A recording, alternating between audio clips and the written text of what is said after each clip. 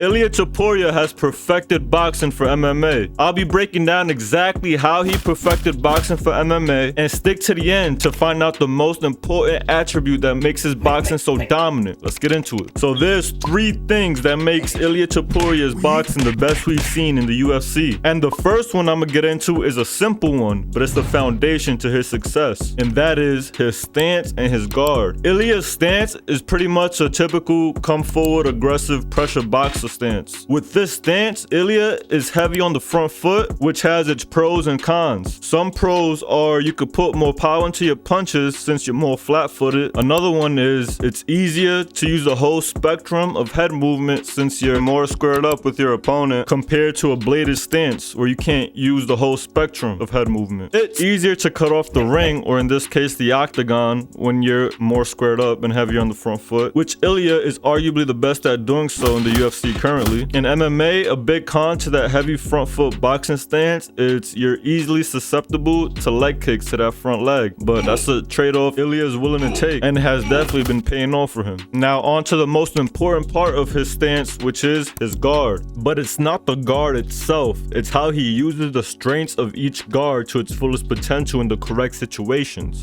Ilia's main guard is a high guard, which is simply both of your hands up high close to your face. But Ilia's high guard is a active high guard. His hands aren't just standing still in one spot. He's actively moving them around to block certain shots, opening up his hands to parry certain shots. So with all these different movements, it becomes an active high guard. But he'll also mix in a Philly shell, or as many people know it, the Mayweather defense in certain exchanges. He specifically uses the Philly shell when him and his opponent are exchanging in the close stance and his opponent is throwing the straight cross a lot. For those of you who don't know, the close stance is when you and your opponent are both leading with the same side arm and leg. But if one of you are leading with the left arm and leg and the other is leading with the right arm and leg, then that becomes an open stance fight. And that is a very important detail in striking because that changes the whole dynamic of what's available, what you can land, what combos are effective. You know, if you know, you know. If you don't know, now you're learning. The reason Ilia switches to the Philly shell in a close stance to defend the cross is because it gives you a couple options on how to defend it and counter it. You can simply just block the cross with your shoulder and step back, how we see him do all the time. You can bend at the waist to move your head, but that's more done in boxing instead of MMA, because in MMA you don't want to be too wild with your head or you might catch a leg to the face. And the most effective way to defend it is if you're at the correct distance and positioning,